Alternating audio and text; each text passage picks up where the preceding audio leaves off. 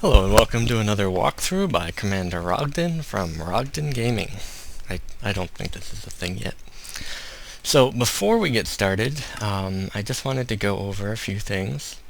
First off, I had mentioned that there was only one chicken spawn in the last video, and that's not entirely accurate. Each of these biomes, which are just these areas, can have any spawn on a grass location, for livestock anyways, and that livestock has a chance based on the area of being a certain creature. So the chickens might have just been exceptionally low. It's not that there was one particular spawn. Secondly, I noticed how incredibly annoying it was that I was talking about attacking enemies when I was doing it. I didn't really realize until I watched the video myself, so I apologize for doing so. I will not be doing that in the future. And this is actually the reason that I chose this location, is this huge cavern. And then there's still another one over there in the other area. So I might have gone a little bit fast in my previous videos. I will slow down a bit and just so that you can see what I'm doing. But without further ado, let's go with the Watchtower. I did change the house, as you see, it's expanded. I will go over how I did this at another time. But actually, there was something I wanted to do. So I had some iron cooking. Here's some iron. And before I mentioned that I had upgraded my tools, or rather I said that I had used iron ore to do that, and that's not accurate. You don't use iron ore to upgrade the tools, because you can't do that. You actually use the iron, which you have smelted. So there we go, I need a new shovel. So I've made a new shovel using my iron ingot, not the iron ore. And you upgrade most of your tools that way. The next one up is diamond, and it's really hard to find. So here we go. What we're going to do is we are going to place a watchtower on top of this house so we can enter it from within the safety of our own home. So we'll start by putting a ladder down, and we'll chop our way through here.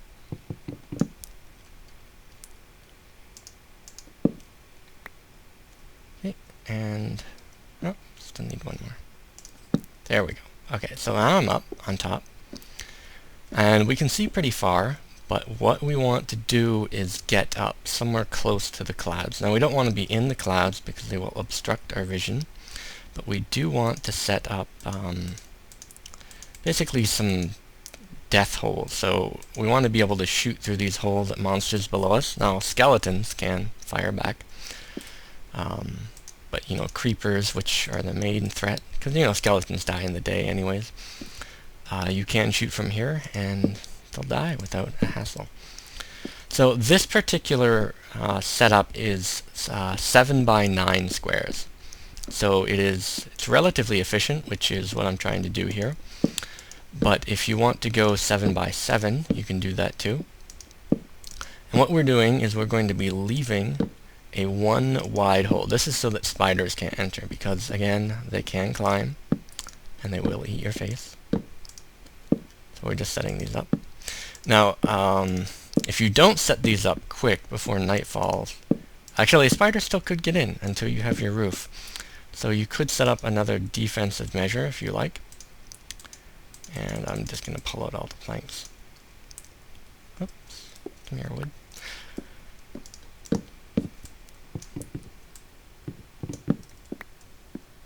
There we go. Okay, so you can see by this particular setup that we are able to perfectly set slots into each of these locations. Again, 7 by 7, you would simply have one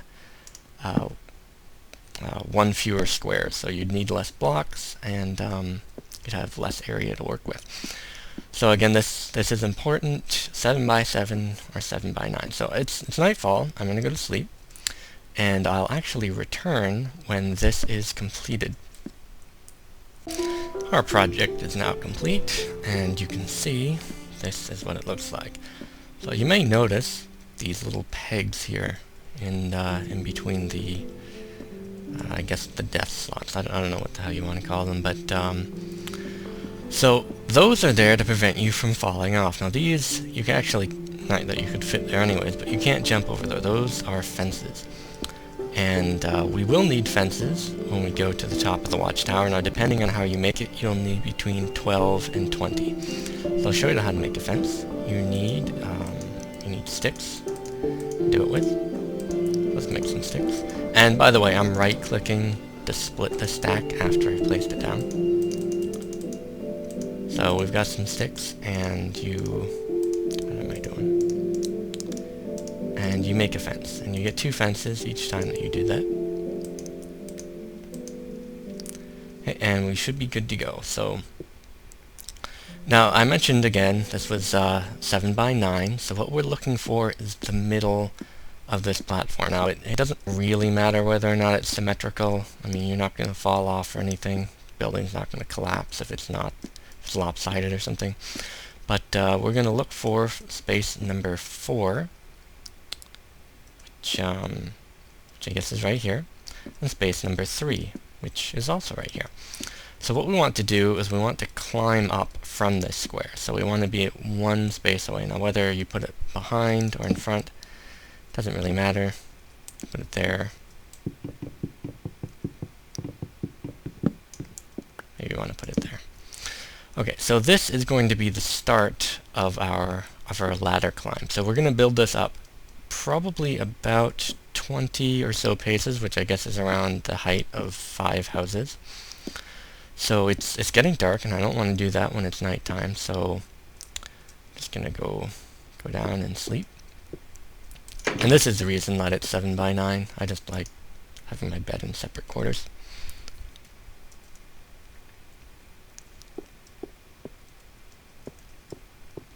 So we're going to need to chop down the ceiling, and there is a particular way that you want to do this.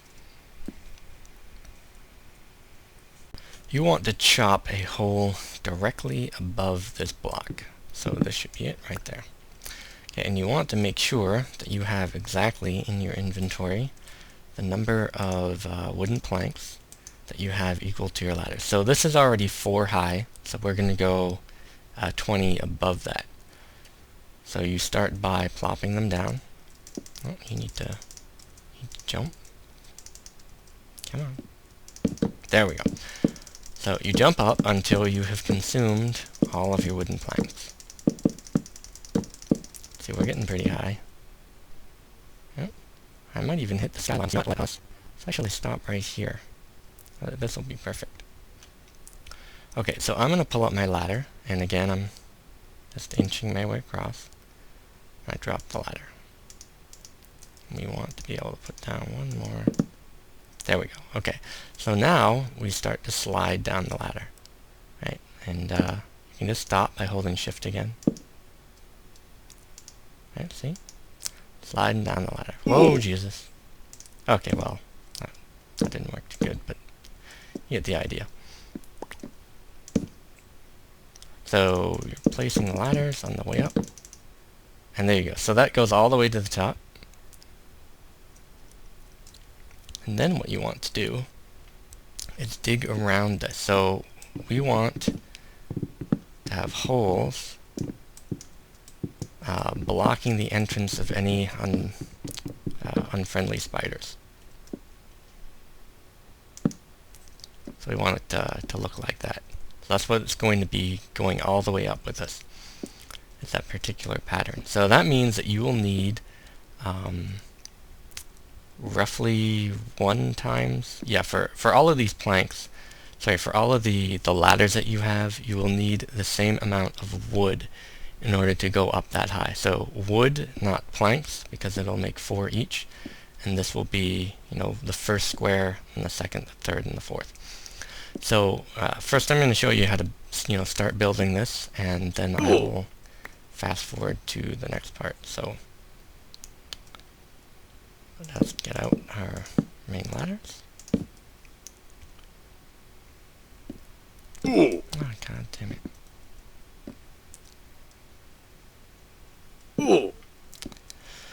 Okay, I should not have opened that yet.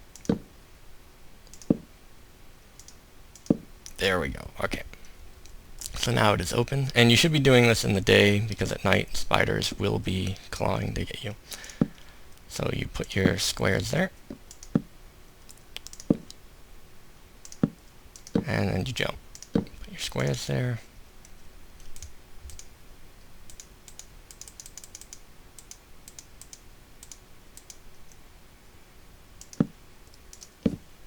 And you jump, and you keep going until you're all the way to top. So I will get to the top, and we'll go from there. At the top here, you can see quite a ways. We're almost actually above those mountains. So this is definitely where we want to be. Again, if you're in the clouds, they'll get in your way of your sight, and you don't want to be that high. So we need a platform. Now this platform, I believe we will do it 5 out in each direction. So again, you need plenty of wood in order to do this, or yeah, wooden planks. It's probably the most efficient material. No, I'm just gonna make all of them. There we go.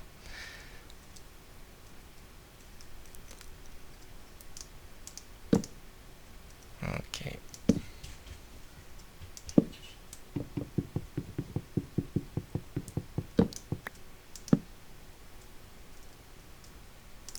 This might be a little while. Again, it's supposed to go 5 out, and it will be, I think we'll make it 3 things wide.